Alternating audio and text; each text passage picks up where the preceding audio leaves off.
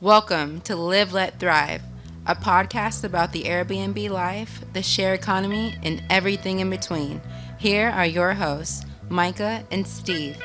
Hello. And welcome back to another exciting episode Of Live, Let Thrive. What is up, Micah? Man, I'm chilling, Stevie Stacks. How you doing? I'm good, man. Hustling every day, trying to be like you.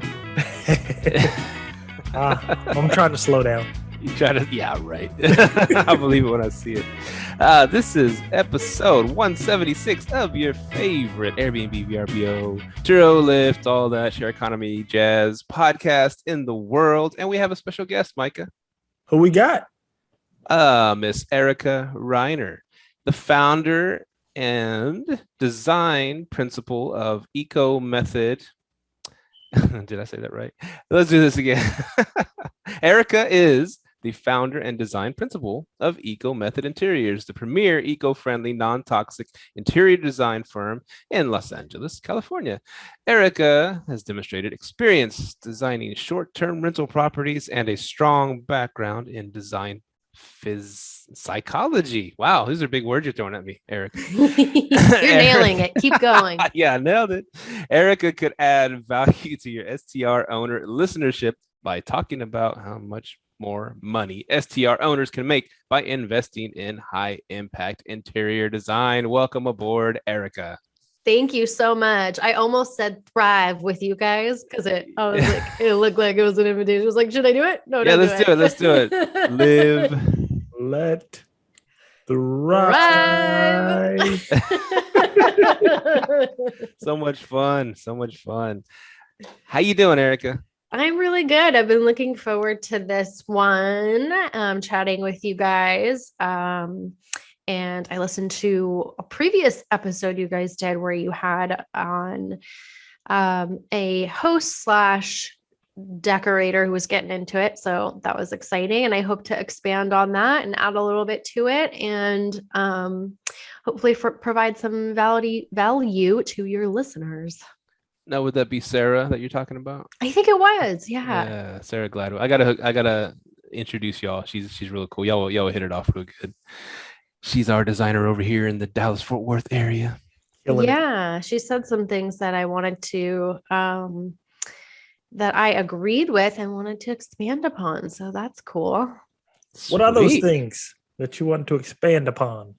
Well, one thing in particular that I remember was her saying something along the lines of like, she knows anecdotally just from like seeing the work that she does, how much better properties do when they're designed well. And now she just wants to collect that data. And I have just started to do that. And from a couple different places, and then, with my own projects as well. So that is why I'm here. I'm here to make the case that people should be investing in their design as a part of setting up their business properly. Cool. How did you get into design? I got into design kind of as like what do you call it? Not like mid-career change, but like early mid-career change, I guess. I had studied and worked in the environmental field for a really long time, and I did a decorating certificate sort of just like for fun. I had always really been into it, didn't think anything of it. And then maybe it was like 6 or 7 years ago, all these people around me had started their own businesses, and it kind of like blew my mind. I was like, I didn't think we were allowed to do that. I'm not an old white man. And then it kind of just like blew my mind. I was like, oh, okay, maybe I can do this too. And I started slowly building my design portfolio. And then I realized I really wanted to bring along that eco-friendly part of me in my identity. So I sort of merged the two together. So I do interior design and I figure out ways to go about that in an eco-friendly way for each project. And I love helping other businesses as well as a business person first. I know all the blood, sweat, and tears you put into it. So I just want to help other people succeed. I got a question because that sounds amazing, actually. The eco-friendly part. So a Mhm. lot of hosts are like, okay, I'm going to set up a place. I got to spend 5 to 10 G's for a 1 bedroom. I don't know, whatever it is, and eco-friendly. That sounds expensive. But like I see behind you, it looks really cool. Is that my favorite thing? Reclaimed wood? I love reclaimed wood. Yes, I'll make a small distinction in that that's salvaged. So the wood's never been used as anything else before, which is what reclaimed is. And then salvaged is that was like a regular, I always forget. I think it's an oak tree, just that had to be cut down here in Los Angeles. And so there's salvagers that take the trees that have to be chopped down in urban areas for whatever reason. Maybe it's like going to fall over or hurt someone or something. And instead of being chipped and put into a landfill, which is what normally would happen, they salvage them and turn it in. And then I buy them and say, make me a shelf for my bar area. It's beautiful. And you would think that, like that's eco-friendly because you're not buying Absolutely. something from Wayfair or IKEA. It's already from a tree that fell down or they pulled it off of, and it looks amazing. Absolutely. And we can definitely get into this now or later, whenever you want, but I have two ways, one for the high-end market, one for the low-end market that we can go green. So Nice. your low-end market, like what are your prices on your low-end market? Like how much does it cost to outfit a 1-bedroom or something? I think you guys hit the nail on the head. I think it's around 10 grand on the low end. Okay. And what's like a high end? I think it's going to be 15 to 20.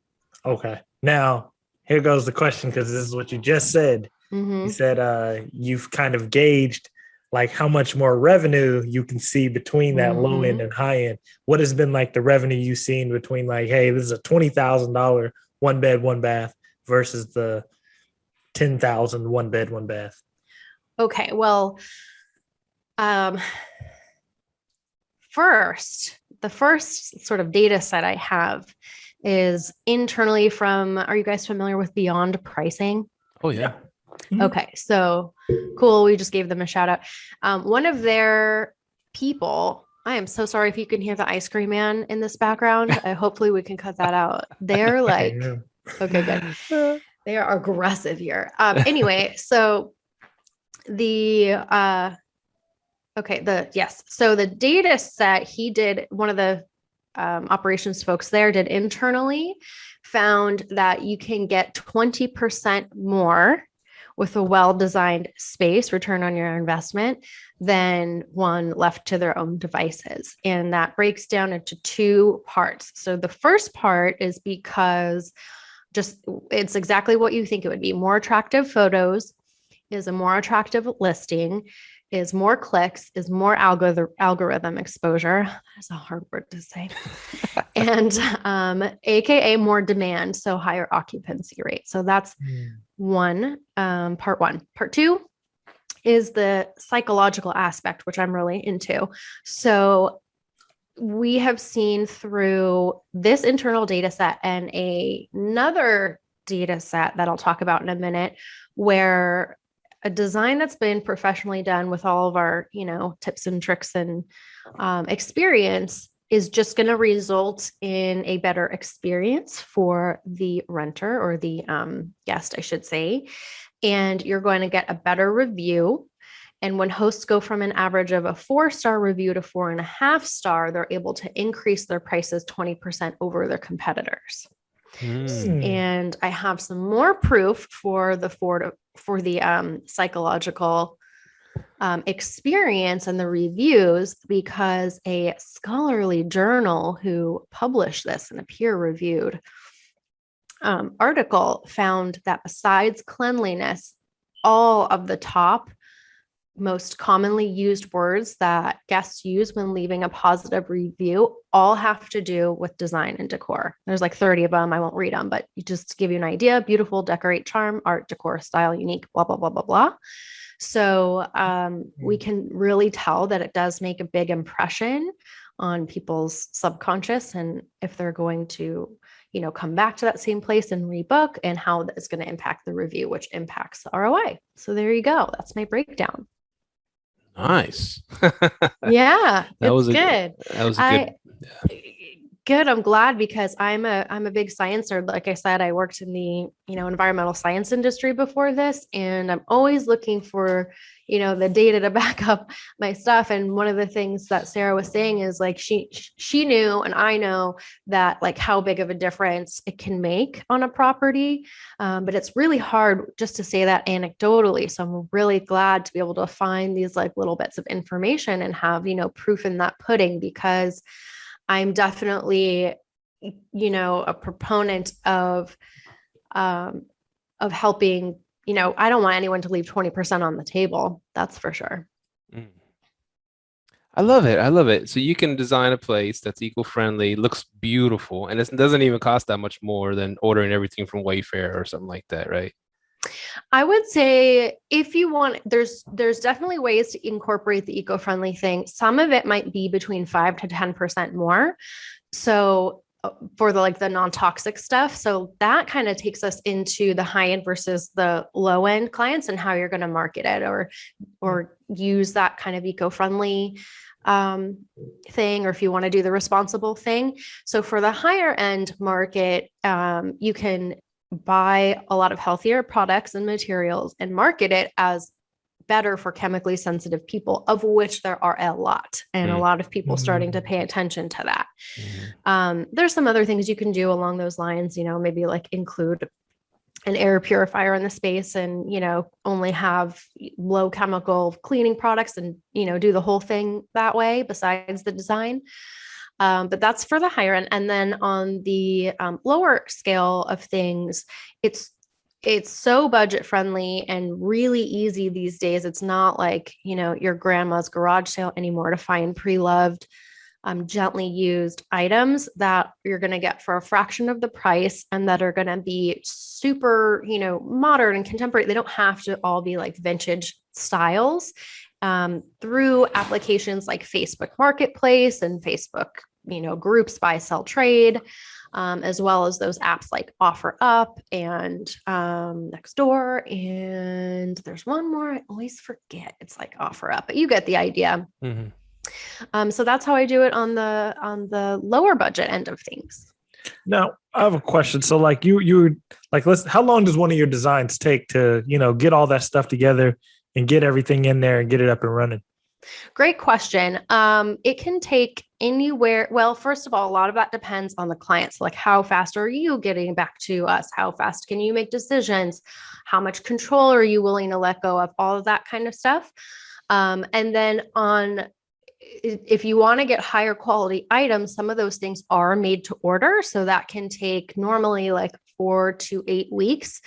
Now in COVID craziness, that's another story. So let's just assume moving forward, we get back to normal because those lead times went even longer. So anything that's custom made is definitely going to take at least 4 weeks on the short end. And then on the long end, like 8-10 weeks. But then those things that are already done, and whether they are pre-loved or whether they are new, then that's a little bit quicker. So as far as getting you all the steps in my process, which includes like the floor plans, the 3D models, the concept, the purchase proposals, all that kind of stuff, say all that pre-prep work takes about a month, especially with approvals and back and forth and revisions and all that kind of thing. And then the actual execution, that's variable as well. So how long are things taking? Let's call it another month on the quick end of things, couple months. Okay. Nice. And I know Micah asked that is because a lot of us, arbitragers, Airbnbers, time is money. So we want to get, let's say we get a building and they say we can do 5 units there. We want those up and running like within a week or 2. Now I see it also. I see how your model would work great if I bought this beautiful house in the countryside. It's like, man, I really want to go all out on it and, and do the eco-friendly thing. I wouldn't mind waiting, a couple months to get it all done. But is there a solution to be eco-friendly semi-Wayfair and Totally get it up in a faster manner? Yes, there's always ways to do that. And I'm not sure what other designers do, but for as far as like the ethical and the green stuff, I provide my clients what's called a custom green guide. And I have in there my guidelines of the goals that I want to try and achieve for how I'm going to intelligently source and incorporate these alternatives into the entire sourcing part of the project and those goals. So it's part art, part science. I think about the project holistically and all the goals that it has, including the deadlines that we might have, and think about, okay, what can I achieve that's going to be a little bit better, a little bit lighter of a footprint, and incorporate it in a way that makes sense to the budget, the timeline, all that kind of stuff. So I never throw out the project needs just to accommodate some of these other principles. I just find a way to braid it all together. And that's kind of the method of my name, EcoMethod Interiors. So that's kind of how I look at the project holistically. And then for those really quick turnarounds, there's always solutions to that. Like I said, that can be worked through and into the project. And I would say then that means, get ready to engage someone, get ready to engage your designer, when you're about to like press play and you have other things to get ready in general. So you have you're going to be doing all the million other things that you need to get ready and set to get this unit up and running. All the other little bits and pieces that are not necessarily design related, but the comfort and, guest experience things that you have to buy and implement and all those kinds of things. So as you're getting everything else ready, have someone locked and loaded and you can approve quickly and get everything going, because it'll probably work out in about the same amount of time. Now, with let's say the lead time's like 4 weeks or however, like you said, are those usually houses that they own that they're doing that in, kind of like how Steve was alluding to? Not always. It can be sometimes, yes, for sure. And especially if you have more time, to work with, or, like you were going to arbitrage during month X, like then you can start the process earlier. So it is totally dependent on your individual situation. I would say the earlier you can bring someone in the process, the better. But yeah, renters can absolutely do so much to a space without compromising some of those trickier things, like, that they might be worried about their walls or, their spend or whatever it might be. And I certainly think it's worth it for, arbitraging as well. Yeah. One thing I've been doing to kind of cut costs on arbitraging is I've been looking at kind of like doing rental furnitures, but like on places that I own, I like to do the all out interior design because I feel like it's more of an investment. So that's why I would look like, that's when I would like call you like, hey, go do the 20,000 4 weeks thing. And I think it'd be like a real big return on investment. That's just a little tip for people as well.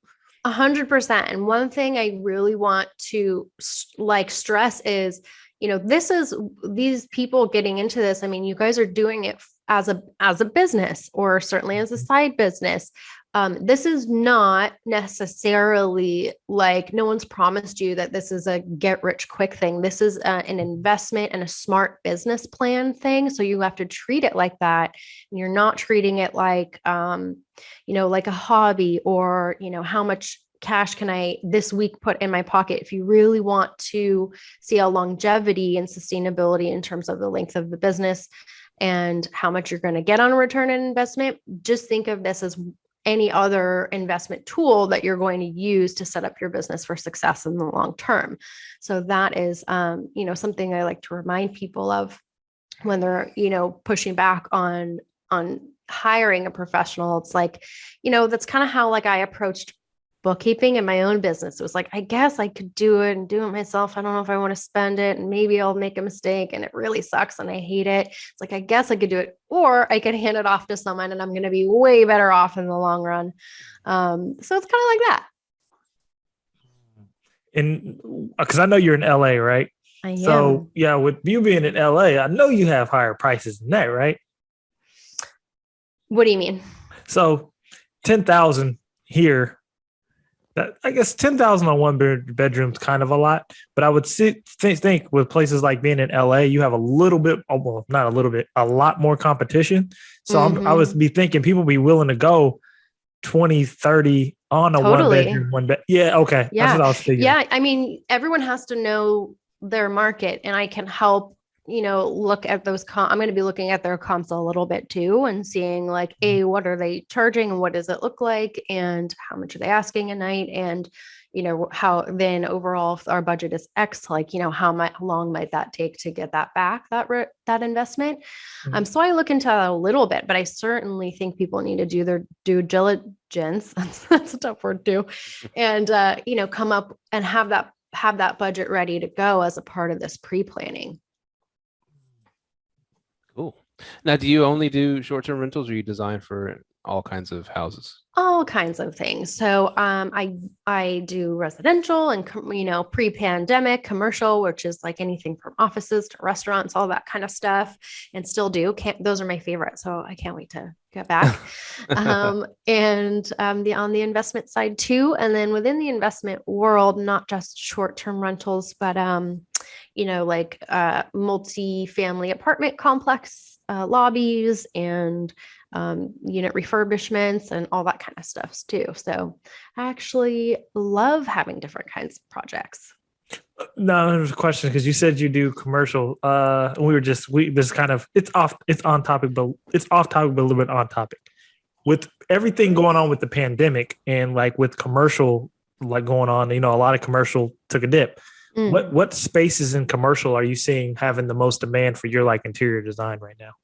Right now, well, for me personally, not much. I'd love to hear a few more crickets than I am right now. But I have been looking at co-working spaces. And they're so like now that people might be more so working at home, but they need a once a day, once a week, time in the office or group meeting space. I think those are going to, come back big and also be competitive and, offer that kind of flex time and space that as an alternative to just working at home or just having a strict office. And I really am rooting for brick and mortar and would love to see, all that come back full force. And I just like for STR folks, for the brick and mortar shops and retail, I'm a huge advocate, obviously, of, having really good design. Like you need to have a good buying experience, whether it's a clothing store or a restaurant, you need to have a good consumer client experience while they're in there. And, ambiance and the vibe can contribute so much to whether someone's going to come back or just sit at home and, click order on their computer. So I'm hugely hopeful that, people will, realize that and spend a little bit more time on that. Now, do you have any of your own short-term rentals? Not yet. And I'd love to be able to do that shortly. We have hosted from our own home once or twice when we were on vacation vacating. So we have hosted before and had a little bit of that experience. But I will be looking forward to getting my own one day, and can't wait. I'm really also super interested in like the peer space model, where it's not necessarily a home, but it's like that I was talking about, whether it is a co-working space or a production space or a photo shoot space. I've used those myself for my own headshots and things like that. I just helped a client doing a peer space rental where it was an ADU that they just renovated with my help and an outdoor space. And the return has been gangbusters, and famous people are booking it to do some of their shoots, and it's better than I could have ever expected. And their return is coming so much faster. To just give you a quick comparison, what I've heard the numbers are so far, last year, pre-renovation, they rented their house and outdoor space, I think 4 times, and had to vacate it while that was happening, and made like $5,000 over the whole year. now post renovation with the ADU done and the whole backyard done really, really well, it's something like $7,000 a month. So yeah, so it's been hugely beneficial for them. And now that it's not in their own house, they don't have to leave anymore for those days that it does get rented. So that has been so rewarding for me to see that I could help them create a space like that. And that's where I was kind of going with the commercial space. Like, have you hopped into that peer space design? Because that's starting to be real big in LA. Yeah, it is. And I have my eye, I have pushed off in my calendar. I've been meaning to call someone on the Peerspace team. I want to get behind the scenes and dig a little bit for their numbers and explore what they have. I want to see what they have to say for my area before I jump into it. So that's actually on my calendar to do, is to schedule a call with them and see if I can get any numbers from behind the curtain there. 6 figures a month. Yeah, that's what people on Peerspace in LA are doing. 6 figures a month off off well designed. Yeah, it's about 6 feet. The good ones do. The good ones, yeah. Is that like a mansion or something? No, it's just like a regular house, commercial like building. like a photo shoot studio. Oh, I see. Mm-hmm. Yeah, man. Yeah, and there's plenty of those spaces here. Yeah. See, and I was wondering, are people starting to just arbitrage a commercial building? That's what I want to do. Yeah. That's the bigger play. Arbitrage that and then turn it into like a peer space or something like that. Yeah, man. Peer space is the real deal, is what I'm hearing. It is, but the problem is calendar linking sucks, man. We missed out on a $6,000 booking off Peer Space. Oh, where at? On our new Plano property. Yeah. What are the laws over there in LA for doing short-term rentals? Well, first of all, LA is a huge metropolitan area, and we have all these little cities within it. So we have like Culver City, Beverly Hills, Santa Monica, and then LA proper, let alone like Glendale, Pasadena, all that kind of stuff. So each of those is going to have its own rules.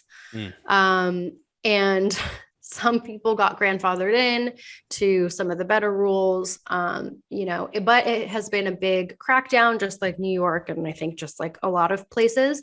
I don't know. I knew some friends that were flying under the radar of just kept doing their Airbnb in New York City and Brooklyn and assumed that there was no enforcement. And they did that for like a year extra or something. I don't know kind of what that risk is, but certainly where you're not living in the space, it's much harder to do now, but the ADU thing is on fire. So people are, and rules have just relaxed in LA in terms of building rules and construction, just to help with like the housing crisis and the density and all that kind of stuff that's going on here and all those things that we're contending with. It's a lot easier to build and get approved your ADU now on your property. So that is what has really been gangbusters, people adding to their square footage of their home for resale value, and also to do stuff like the Peer Space, Airbnb, have that extra income, which is so important in a city like this. Yeah, they were letting people build little bitty houses behind their house, right? That's right. They can Airbnb those out, right? That's right. Oh, sorry. I keep referring to it as an ADU, but an additional dwelling unit. So yeah, okay. Those itty bitty tiny house guys. Yeah. Itty bitty money makers. That's right. Yeah. I just reached out to an ADU builder today. So yeah, I'm hoping to hear back. Yeah, that's a nice little chunk of change you could add to your primary residence and make some money off of it. Absolutely. There's even like prefabs now you can get plopped in and all kinds of stuff. So is there like people that are reaching out to people with houses over there with like a little bit like a backyard and saying, hey, we'll build it, we'll do everything, and we'll just give you a piece of the money? Because we're going to start that. Like project management. And then you should just like let me take over your backyard, I'll give you a cut. Pay their whole mortgage. That'd be great. Do you have any tips for our listenership, like how to do cool things in your space on a budget to make it look really good, eco-friendly, and just really like have that wow factor? Sure. So I definitely think that you need a few booking magnet and like Instagrammable spots in each of your rental units. And that can definitely be easily achieved through all kinds of budget friendly ways. Paint is so easy. And I don't mean just like a one color accent wall. You can do all kinds of geometric shapes and patterns and interesting things. Just pop on Pinterest and get creative and look at what you can do with paint. Anything like colorful and fun where people can take pictures in front of, or just gives like a really happy vibe to the space. So that, and along those lines, like you can do the same thing so affordably with, plants, like getting like a bunch of wall planters and having a huge green space and getting creative like that. There are definitely tons of different things you can do. And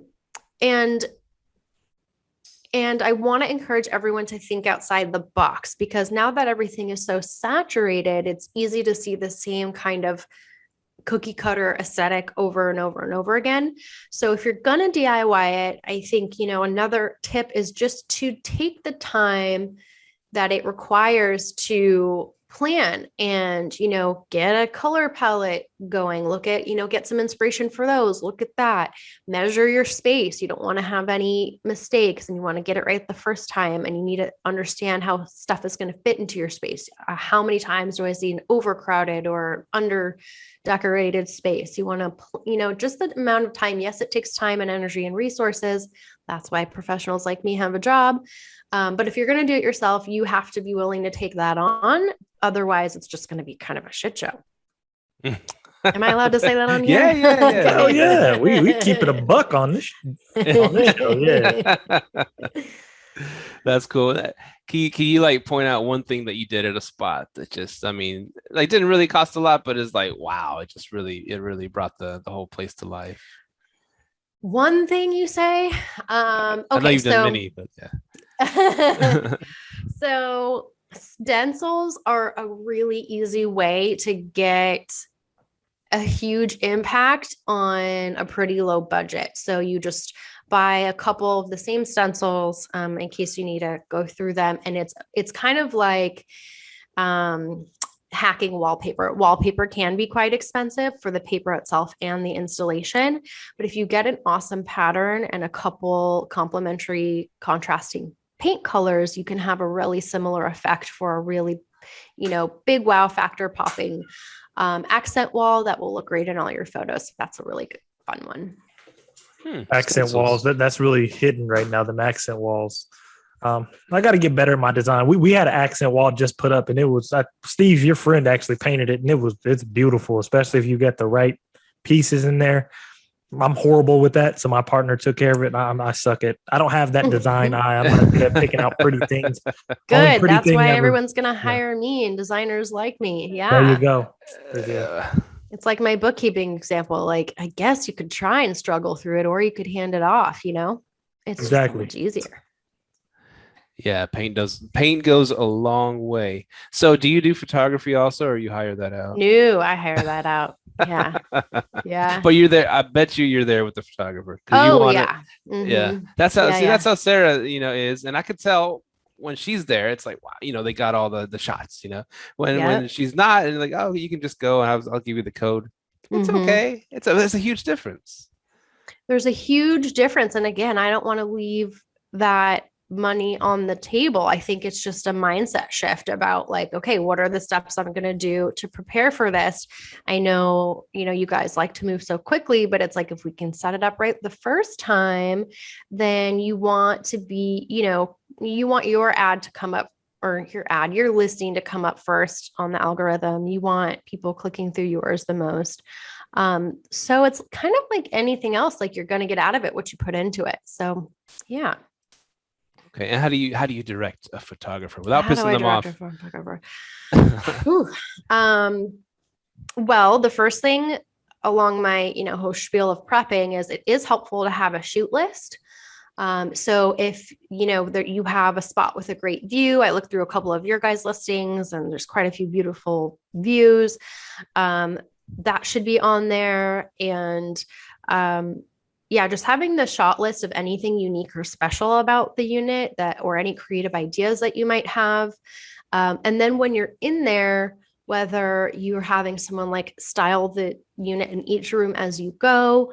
Sometimes some close-ups or vignettes, as we like to call them, come out really well. And so those are the closer in photos of like a cute little, coffee mug on the coffee table with a book next to it where it's just styled well and it looks really cute and homey and fun. Designers can help direct the photographers to do that who might otherwise just be trying to get like all those wide angles and the room as a whole. So no fisheye cam. I'm not crazy about those. I think if the place looks pretty good with what you've done to it, you might not need that. Come on, 90s rapper into the fisheye cam. Come on. Go on. Only if you wear a puffy jacket and a chain. Yeah, you got it. Yeah, I'm like, dang, hold on. You took a look at our listings? I did. She did her homework. She did her homework. I'm gonna need to come in and design some of them. Yeah. I figured that was coming. The ones Whose that did you look at, mine or Steve's? Good question. Oh, she's got them pulled up. let her share the screen, man. Okay, whose unit is Ocean Vistas 305? That's not Nobody's? Ocean Vista? Yeah, Unless, all right. Unless it's the timeshare listing. Oh, it could be that. We don't design those. Okay. Then you're off the hook this time. Go to sharearbitrage, sharearbitrage.com. What it is. Oh no, sharebnb.com. That's Micah's. Wouldn't say to put mine out there, Steve. What you doing? Hey, you advertise. Go to argisrentals.com. There you go. Argis Rentals. But yeah, I was wondering. I'm like, dang, she looked at our listings. Oh man. I thought I did. Now you have me questioning if I even was on the right thing, but I clicked through. But well, we arbitrage timeshares too. So okay. Those we don't set up. Right. Yeah. Yes, that's what I was looking at. Mm-hmm. Is there some in Florida? I think. yeah. Yeah, that's what I saw. Now I have a question. Could you get into that? Why not? As long as I have let me put that question back on you guys. Is there why didn't you want to set any of those up in that They're already way? pre-designed, right? So we just lease the time out. But what you could do, you could possibly, I don't know, this is for any designer out there, because there's a bunch of them in Palm Springs and Anaheim. You might be able to just walk up in there and be like, hey, I've stayed with you guys a couple times, blah, blah, blah. And be like, hey, you guys could really make a bigger impact if you had better design and sell yourself, because they have hundreds of units. Now, who's managing that if it's not your guys's internal management? It's like you just take over the time and advertise it to your community, but it's a separate management. Yeah. So there's on-site management who manages everything. We just lease out the time and sell it. Right. And so when they buy the time, then So I mean, as long as the decision makers agree, then it's pretty sure. I just stayed in one of those. Actually, I was just on vacation in Maui, and that's definitely, I think, what I was staying in. And I was like, oh, I got to tell these people that their listings are not great. Bro, they got some rough ones at Maui. Yeah, they are, man. They got CD players in there, bro. I'm like, what the hell? But they know people are going to book. It's Maui. They know they're going to stay booked like no matter what. Yeah. Some of them timeshares, dude. I don't know if you ever been to them, Steve, but yeah, they have CD players and DVD players in them. I'm like, bro, what is this? Got a laser disc going on. Yeah, it took me a half hour to figure out how to turn on and set up the TV, and I forbid anyone to turn it off, because once it was on, I couldn't get back. I could never get back into the Netflix, so it just had to stay on all night. What resort was that? It was it was one of these, because it was called Caldwell Banker Vacations Maui Vista. So it was like, through some sort of like investment portfolio or something. Oh, okay. Very interesting. We stay at Sanza Kahana over there. It's nice. What town is that in? Is it Lahaina? Is it Lahaina? Yeah, it's right by Maui Brewing Company. If you went there, yeah. Is that one nice? Beautiful views, beautiful. I mean, they're big, spacious, but it's like they got old ass furniture in there, and it's just like they don't care. They know people are gonna book it no matter what. Yeah. And that's another topic of interest is that I like to talk about for these kinds of things is the difference, not being afraid to use good furniture and nice stuff, and that constant fear of things going wrong or getting broken or stained or whatever. I think it's another mindset shift that you have to make. Like, it's not your house. Yes, you're investing in these pieces. So it's a good thing to invest in quality pieces, maybe ones that are easy to clean or won't break as easily, but don't be afraid to, make it look nice. Don't go in there assuming people are going to trash it, because first of all, I think you guys would agree, it is a small percentage of people who break your bed frames and stuff or whatever. And second of all, again, it's an investment. So you have to be willing to plan for that and put a little aside if you need to replace something. Again, it's not a get rich quick scheme. It's a get wealthy over the long term business.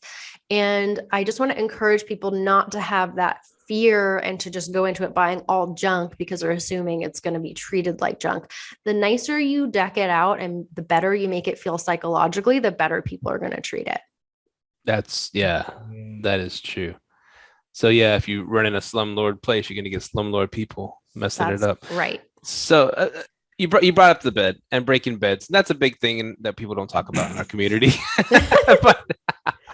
But I always tell Micah, these are like vacation rentals. People are going to go and have fun, and that bed's going to get a lot of use. So you wanted something. What do you suggest? I honestly wasn't even thinking of it that way. And then I saw Michael laugh, and I was like, "Oh yeah, that makes sense." Because it comes up a lot on the show. Wait, hold on. Quick thing before you say that, like, and this is what I've noticed about beds breaking, and this is what I've noticed, like, and this is for tips for everybody who's listening out there who's having beds break. I've noticed most beds break when people don't use box springs. So when people are doing the do on top of those little slats, it's over with, bro. Like, you fall through the slats. Yeah, you fall the slats through. Move around. Yeah. So if you do it on at least you got the mattress, the box spring, then the slats, then it's all held support. In a little bit together. Yeah, it's a full support system. But yeah, use box springs if you're running into bed. There we go. But go ahead, Steve. Yeah. Speaking of reclaimed wood, so the bottom of the bed. Because, like, for example, canopy beds, they have the metal legs, or beds like that with the metal legs, 2 in the middle, 2 in each corner.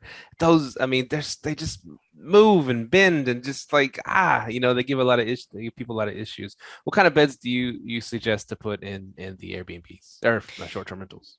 Yeah, so the chunkier legs are a good idea. I agree with you on those, like, bendy, longer metal legs might not be such a good idea with 2 in the middle and 2 in the ends. I think box spring is a great idea. And then it kind of just depends on the space, because I don't want to rule out platform beds altogether, especially because those give you a little bit more, if you need storage under the bed, that's where you're going to get that. Unless you get one of those ones that have that built-in storage, and then those are super sturdy. They come all the way down to the ground on a lot of the sides, or at least 2 of the sides. And they have that, like, framing for the shelving and all that kind of, or not shelving, the drawers and all that kind of stuff.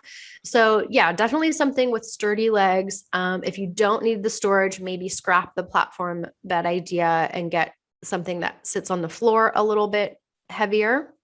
So it's not as lifted up. It has that box spring and much shorter legs. And then again, you just want to look at that quality. Like, is it made out of, particle board and MDF? Does it have some solid wood in there? Is it reinforced? Is it $200? Because it's going to break. If it's $200, it's going to break. So, just, again, looking at that quality for longevity. I've seen, like, they do cool things with, what are they called? They use the forklift to lift up. What are those things called? Bed raisers? Pallet jack. No, pallets. Yeah, like, what a pallet is. Mm-hmm. Yeah. So they do some cool things with those. Do you ever work with those? They reclaim those? No, that's a little bit, I think, been there, done that. And I would be worried a little bit about some safety stuff, just with how, like, that would require a lot of sanding and kind of cutting back. And, if there's little kids, I wouldn't want them kind of like bumping into that kind of thing. It's cool if you get someone to deconstruct the pallets and totally construct new pieces out of pallet wood, into a whole new frame or something like that, that's a totally different story. But yeah, I'm not crazy about that look anymore. And I would have some logistical concerns about that. I need to know what pallets I know you're talking about the pallets, but how you mean putting a bed on top of them? Yeah, they make like bed frames out of them and stuff. Oh, okay. Out of them. I thought you were just putting the pallets down there and then putting the bed on top. That's what I thought. Isn't that what you meant? Yeah, just like that. Yeah. Right? What did I say? You said that. I ain't never seen that. Good. Yeah. Good. It's gone. It's See, done. LA is always ahead of us, Micah. We're in Texas. We're still. I ain't still seen that in Texas, man. I ain't never. But I ain't gonna lie. I'm from the West Coast, so I maybe it's a Texas thing. I've never seen it. It was really hot a few years ago. There was a lot of reclaimed pallet this, pallet that. But I think it's better to deconstruct those pallets and create something else with them. Pallet bed frame. Yeah, I'm looking it up. I gotta see it. Oh, okay. Yeah. And they're sturdy. If you could paint one, possibly. I got the hookups at my job. So, a serious question: is the invisible house in Joshua Tree, is that like your mecca? I don't know what that is. That's like a famous Airbnb, and they made it out of glass, and it just kind of like blends. I don't know. You can see part of it. Whoa! It's amazing. Look, Google it right now. Invisible house, Joshua Tree, and it's supposed to be all 100% eco-friendly, reused stuff. Okay, I'm gonna have to book there. It might have been made on a. But that means you can't walk around naked in there, huh? No. You can't see inside. Okay. You can it's $2,600 a night. Oh wow! Okay, but it's freaking. Better insane. be tinted glass. So I think she don't mess around. So what are some? I mean, are there any cool ones that stand out? We interviewed the guy Peter Bayhuth like on episode 6 of our podcast a long time ago. Early. And he's the treehouse guy, the original treehouse guy out of Atlanta. #1 wish for Airbnb in the world. And it was really cool. I mean, he just built this. He just always wanted to have a treehouse. He built it for himself and made it all decked out. And this is before Airbnb. Then he ended up Airbnb in it, and it just went crazy. And people that film movies in Atlanta use it and stuff like that. So it just shows that someone following their passion of design and doing something really cool, and it just happens to make money. Everything comes together. Absolutely. Yeah, I mean, if you have a creative space, or if you have a funky space that you would like to make income off of, I do think it'd be a really great idea to get a pro in there to help you figure out how to best set it up. Now, are you a fan of themed Airbnbs? Great question. And my answer is only in very rare circumstances. I think there is a line between a theme and place-based good design. Like that, let's use that example of that place I was in Maui. It was definitely themed. We were near the beach in Hawaii. Every single thing was mass-produced, crappy art that said something about a surfboard, stuck on the wall, crooked, dead starfish everywhere. All the pillows were blue. It's like, okay, I get it. I'm at the beach. But you can do good quality, awesome design that's unique and place-based without going cookie cutter, cheesy, mass produced. A lot of the reasons why people are choosing Airbnb and these, at least like living dwellings over hotels, is that sense of feeling like home and having the amenities of home and all that kind of stuff. So making it overly themed, hotel-y, kind of chintzy is going to sort of be counterproductive. So you can use, if you're at a coastal unit, you can use other colors besides blue. And if you're in the desert, there might be a way to incorporate, deserty place-based themes that aren't so on the nose. And I think, again, not to beat a dead horse, but a pro is going to be able to help you walk that line between doing a kitschy theme versus a really, elevated design that is going to incorporate the vibe and the essence of the place and integrate that seamlessly to have a really, really good guest experience. If be like into where they're at without like, some of the cheesier stuff, shall we say, that is the maybe lowest hanging fruit. I love that wording, lowest hanging fruit. Yeah, I would say maybe like say in Anaheim, that's actually where I'm from, where you're near Disneyland and you are there with the family and you are all about like Disney and you are going to get into the Disney vibe. I could totally see that if you had subtle themes where in a kid's room, like, maybe the knobs on the dresser are Mickey Mouse, and maybe, there's a little nightlight in the bathroom and it's Goofy or whatever it is. Like there are ways to incorporate a theme where you're not doing like a whole Star Wars mural on one of the walls. So there's definitely ways to make the parents and the kids happy. There's ways to go like have a theme, but it's still, the design principles are still all the same. There's it's cohesive, there's balance, there's symmetry, there's appropriate colors, all that kind of stuff that's going to feel great and still have that little bit of extra fun and pizzazz. Well said.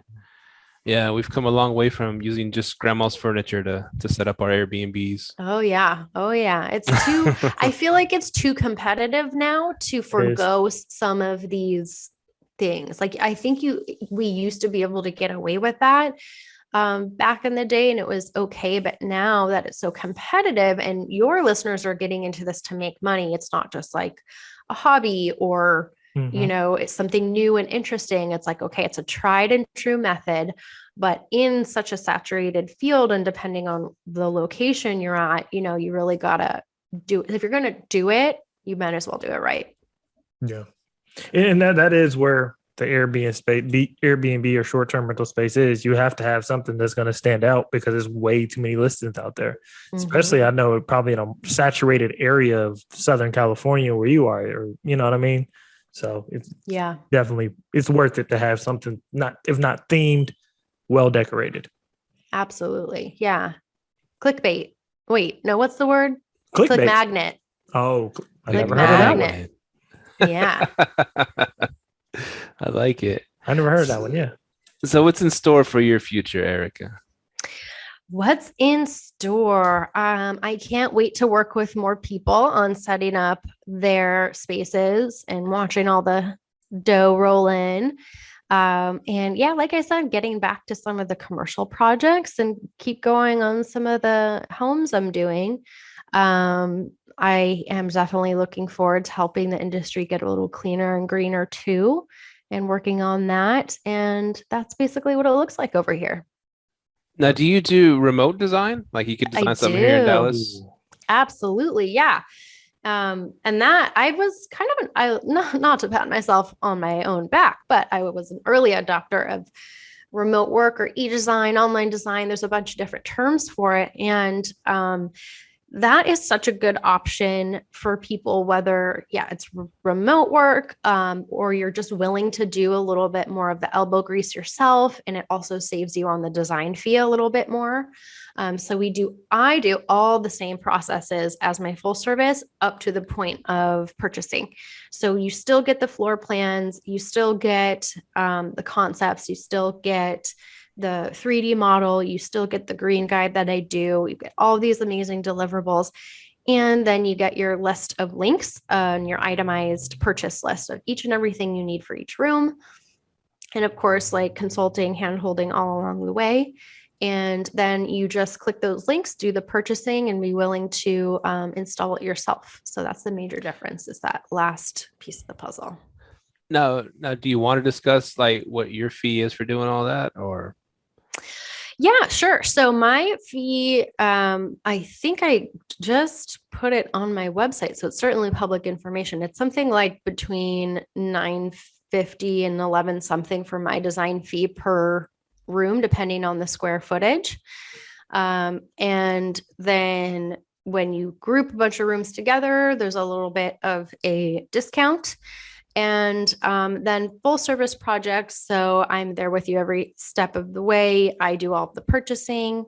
My clients get a little bit of a trade discount when they work with me, depending on the vendors that we work with. So I pass on some of that through to my clients for the full service. And then I do all of the purchasing, delivery, receiving, and installing on the full service end. So that doesn't have a, finite flat fee that is variable for each kind of project. But I have super simple, very client-friendly pricing for both the full service and the e-design stuff. So how do you, let's say you have a client here in Dallas and they love your designs, they want you to do it, but they don't want to put it together. How do you work that out?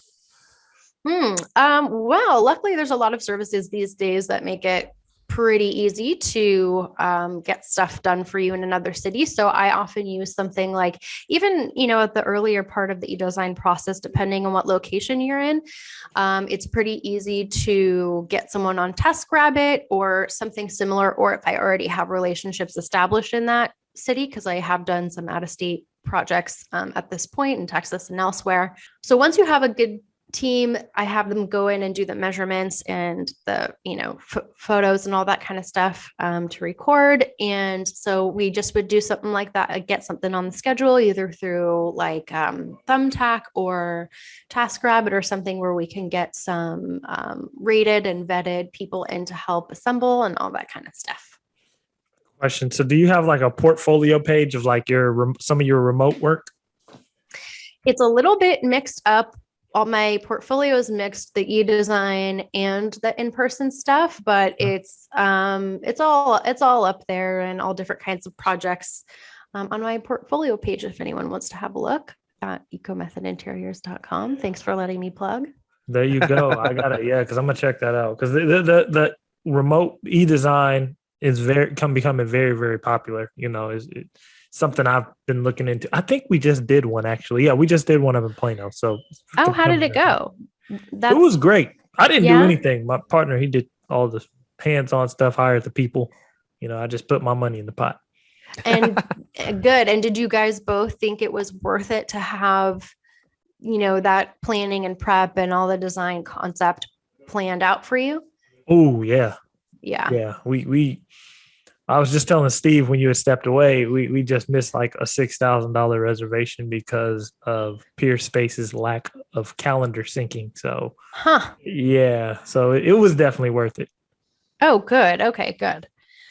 Yeah, I have not ever heard someone say to myself or to another designer, wow, your services were not worth it, and I regret hiring you. It's it's always pretty much the opposite, where they have felt that every penny went to a really good cause.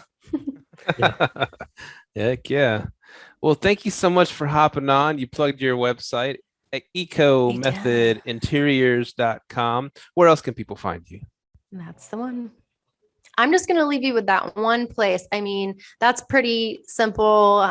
Same name for Instagram if you want to say hi over there. Sweet.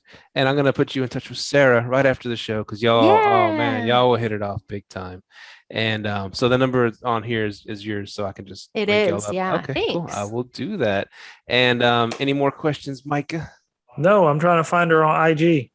On the IG. I think I found you. Okay. Okay.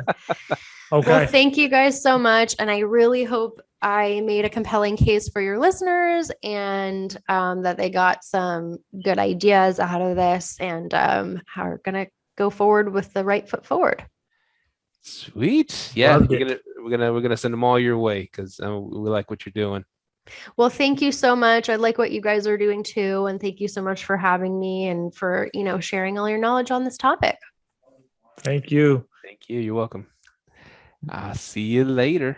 Bye. We are out. All right. So that was Erica Reiner. And Reiner. Reiner. Erica Reiner. And she is a killer design based out of Southern California. So yeah, that's dope. Like that. And I like how she brought up like the design spaces are definitely worth more and is worth your time and your money. Like I said, we missed a big ass reservation due to good design, but damn peer space. Got to get that calendar together, man. Yeah. We'll get the peer space guy on here and we'll tell him. I've already told him. Oh. But I mean, I want to get him on though. I definitely want to get him on because I've talked to him on a Clubhouse, but I definitely want to get him on because he had the concept of peer space. It's money wise, it's way better than Airbnb on the money side. If you can, get it linked up and synced up, or if you just go 100% peer space, So that's something to think about, man. It's on my mind too. Yeah. Well, cool, man. This has been a great episode 176. Erica Reiner. See, I'm saying it too. Erica Reiner, Reiner. Go check her out. Go check her stuff out. EcoMethodInteriors.com, and her stuff is so cool and it's eco-friendly. If you're into that, even if you're not into that, you can still, getting some gently loved furniture is still a good option too, and you can save some money and be safe to the environment. So it's all good, man. None but love. Yeah, none but love. Another great episode in the box or in the books. My bad. It's been a long day, huh? Another great episode in the book, but yeah, another great episode. It's in there. It's in there. So yeah, thank y'all for continuing to listen to us. You can find us Live Let Thrive. Email us liveletthrive@gmail.com. Find us at liveletthrive.com. Follow us on IG at Live Let Thrive. Thank y'all for continuing to listen, and we hope we are able to provide. Plug your company. I'll plug mine, and we're out. Oh yeah. Go ahead, plug yours. Okay. And my company is argistrentals.com, ARGEST rentals.com. Argist is the largest. And at Argist Rentals Instagram. So yeah, look us up, follow us. And if you find some cool stuff like from Carolina, the Federico's wife, she does some cool prints and stuff like that for your Airbnbs or short-term rentals. She'll give you a great discount if you mention the show. So that's my plug. Let's go. Peace. Oh, if you got any houses for rent or sale, holla at your boy. But yeah. Holla. All right, we are out. Later. Peace. Thank you for tuning in to this week's episode of Live, Let, Thrive. Be sure to tune in next week for all the latest in the world of Airbnb and all that entails. Bye-bye.